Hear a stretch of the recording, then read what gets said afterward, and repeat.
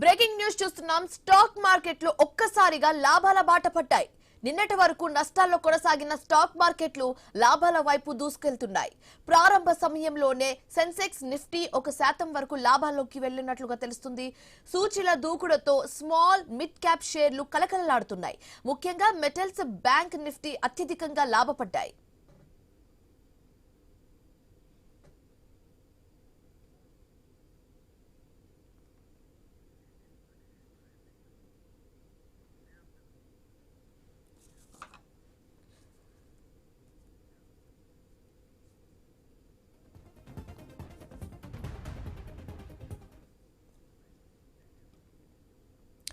Stock మార్కెట్లు ఒక్కసారిగా లాభాల బాట పట్టాయి. నిన్నటి వరకు నష్టాల్లో కొనసాగిన స్టాక్ మార్కెట్లు లాభాల వైపు దూసుకువెళ్తున్నాయి. ప్రారంభ సమయంలోనే సెన్సెక్స్ నిఫ్టీ 1% వరకు లాభాల్లోకి వచ్చినట్లుగా తెలుస్తుంది. అయితే సూచీల దూకుడుతో small and mid cap shares కలకలలాడుతున్నాయి. ముఖ్యంగా మెటల్స్, బ్యాంక్ నిఫ్టీ అత్యధికంగా లాభపడ్డాయి. రైట్, ఇక ఇదే అంశానికి సంబంధించి మాట్లాడడానికి ప్రస్తుతం మనతో పాటు జాయిన్ అవుతున్నారు స్టాక్ మార్కెట్ అనలిస్ట్ శ్రీరామచంద్రమూర్తి గారు. సో ఆయనతో మాట్లాడి స్టాక్ కి సంబంధించిన మరిన్ని డీటెయిల్స్ అడిగి తెలుసుకుందాం. నమస్తే శ్రీ రామచంద్రమూర్తి గారు. నమస్తే అండి.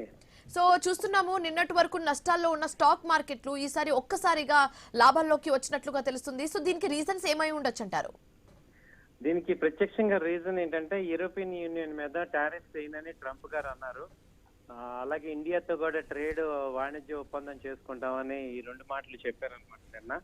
దాంతో ఏమైందంటే ఒకసారిగా మార్కెట్ లో కలగలు వచ్చింది. ఎందుకంటే ఇప్పటిదాకా ప్రాబ్లం అంతా కూడా ట్రంప్ గారి ఎఫెక్ట్ వల్లే.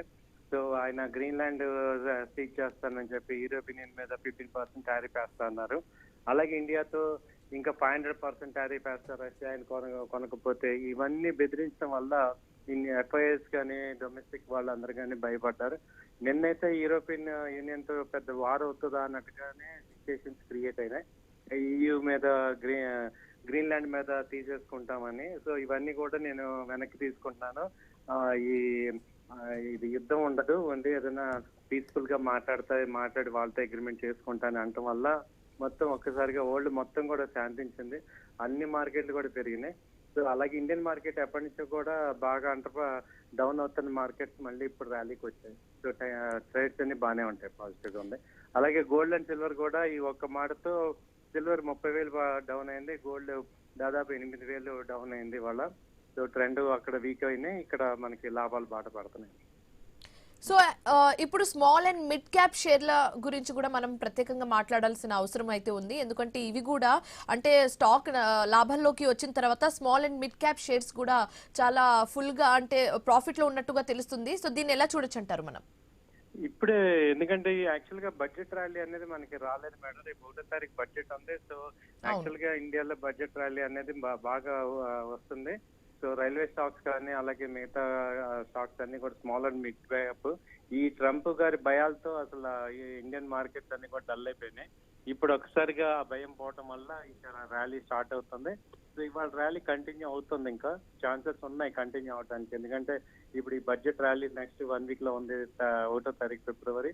కాబట్టి అందుకని అన్ని కంపెనీలు కూడా ఈసారి పాజిటివ్ గా బడ్జెట్ లో ఏమిస్తారు అనేది పాజిటివ్ గా ఎక్స్పెక్ట్ చేస్తున్నారు. కాబట్టి ఆ పారిశ్రామిక రంగానికి మంచి ఊతం ఇచ్చే ఛాన్సెస్ ఉన్నాయి.